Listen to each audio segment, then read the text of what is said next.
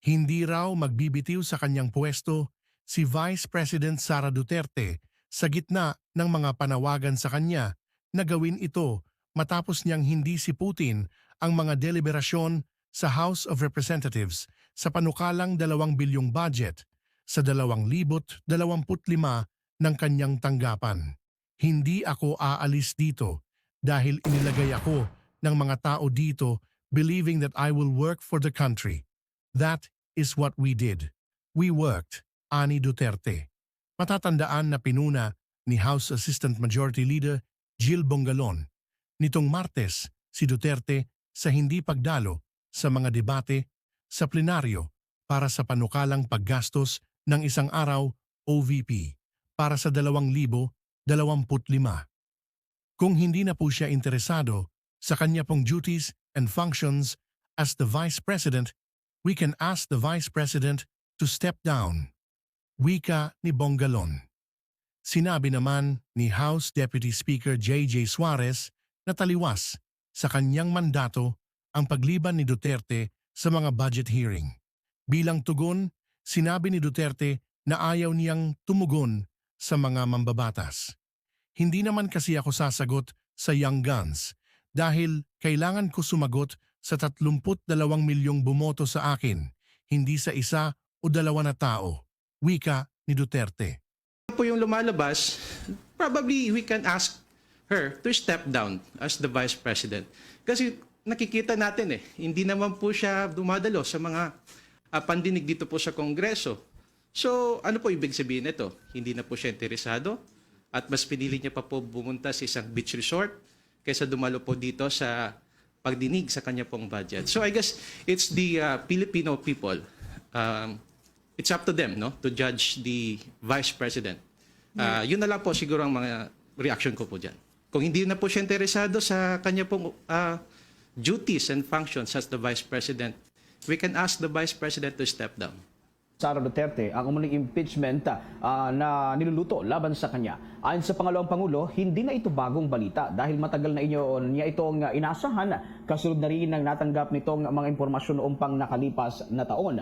Malalang kinumpirma nga ni dating Senador Antonio Trillanes IV na may nakausap na itong kongresista upang i-endurso o mag-endurso sa impeachment complaint laban kay Duterte. Pero ayon kay Sara, iisa lamang nga itong handler ni dating Senador Antonio Trillanes, Senador Risa Ontiveros at Teacher Party List Representative Franz Castro na pawang mga pumupuna nga sa kanyang trabaho. Samantala, pinili naman ng Vice Presidente na hindi muna tukuyin ang sinasabi niyang handler na mga ito at ilalabas lamang sa tamang panahon. At sa panig naman ni Trillanes, nakahanda na ang 22 articles of impeachment laban naman kay Vice President Duterte na inihanda mismo ng kanyang kampo. Kampante rin ng dating senador na susuportahan ng mga mambabatas ang isusulong na impeachment.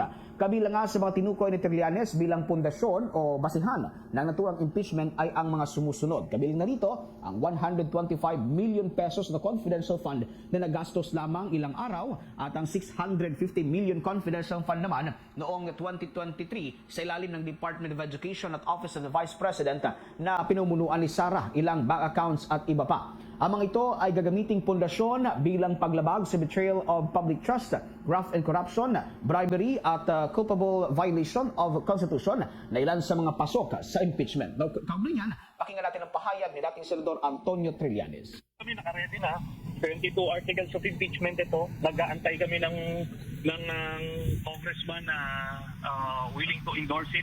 But I believe ang pinakamaganda rito yung Congress mismo ang mag-file. Sila yung niyuyurakan, sila yung nakakakita ng mga violations sa Constitution ni Sara Duterte among others, no?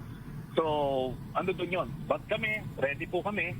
As I mentioned, 22 articles of impeachment po ito. Yung 125 million na confidential funds, 650 million na confidential funds noong 2023, yung DepEd and OVP, yung kanyang 2.7 billion na peace and order funds sa Davao City.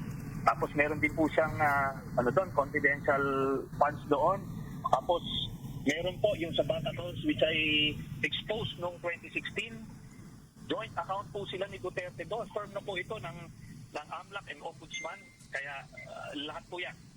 All of the na-cite sa Constitution natin na basis ng impeachment, betrayal of public trust, graft and corruption, bribery, other high crimes, culpable violation of the Constitution.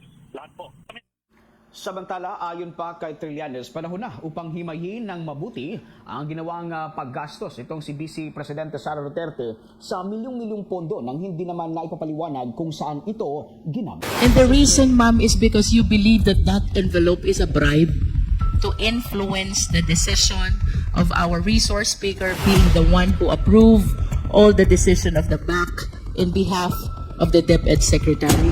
Between February 2023 to September 2023, I received a total of 9 envelopes labeled Hope. My current position in DepEd during that time. Ano po? Tama po ba? Concurrent position. Yes. On- So tama po ba itong sinabi ninyo? yes, Okay. Mr. Ano po yung laman na itong siyam na envelope na to?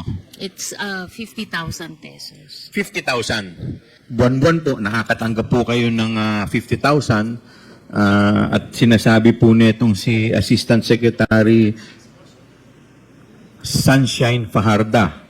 Sabi po ninyo sa kanya, itong envelope na to ay galing po from the Office of Vice President Sara Duterte o galing kay BP. Nung naramdaman nyo po na may nag-aabot po sa inyo ng sobre, buwan-buwan, ano po ang pakiramdam ninyo? Bakit hindi nyo po binuksan?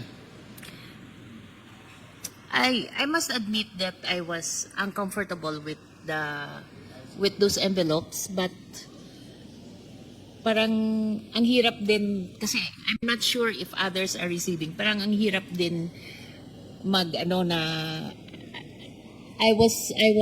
didn't know if others are receiving. I cannot say. So ang ginawa ko na lang is I had this pouch that iniiwan ko lang sa office. Nilalagay ko lang doon yung mga binibigay sa akin na pera. Sa pakiramdam po ninyo, para po saan yun? I wasn't comfortable with it. Hindi po ba kayo nagtataka? Kayo po yung head ng HOPE, ng procuring entity, tapos may natatanggap po kayo na buwan ng 50,000? As I mentioned, it is uncomfortable, and that's precisely the reason why I wasn't opening it at all. I was just putting it in one pouch. And what do you think is the reason kung bakit yung envelope nag-start lang during your appointment as Hope? I think Bakit it's- po walang envelope nung HR pa lang kayo? Tapos biglang nagka-envelope nung naging Hope kayo? I think it's like an allowance maybe for an extra work because sometimes I have to stay until midnight to look at the documents when sometimes I have If one. that is just an allowance, ma'am, then the rest of the officials of the DepEd should be receiving also their respective envelopes. Do you think so? Don't you think so, ma'am? If that is just an allowance, then the rest of the officers of DepEd should have their own envelopes as well. Mr. Chair, that's precisely the reason why I did not open any of it. Because I understand. that was very uncomfortable. I understand. And that leads me to the next question, ma'am. Why were you so uncomfortable with the envelope when you believe that that is just an allowance? Because, Ma'am, I'm 40 years, Mr. Chair, I'm 40 years in government. And the reason, ma'am, is because you believe that that envelope is a bribe. Do you agree with me? Because otherwise, you will not appreciate the job as difficult. You will not uncomfortable opening what you believe is allowance. You will not be thinking about the ombudsman case. You will not be thinking about protecting yourself. The reason why you are considering all these concerns is because you believe that the envelope is a bribe. Do you agree? Yes or no, ma'am? It's kind of harsh word to use, bribe. Because if... Or should I say, Oh, it is a means to influence your decision being the hope? it could be. You said yes to that? You said it could be. Could be. I wish to manifest, Mr. Chair, that on the story, on the narration of the resource speaker about this envelope she received and she refused to open until the same is donated from February 2023 to September 2023 is a means actually to influence the decision of our resource speaker being the one who approved all the decision of the BAC in behalf of the DepEd Secretary.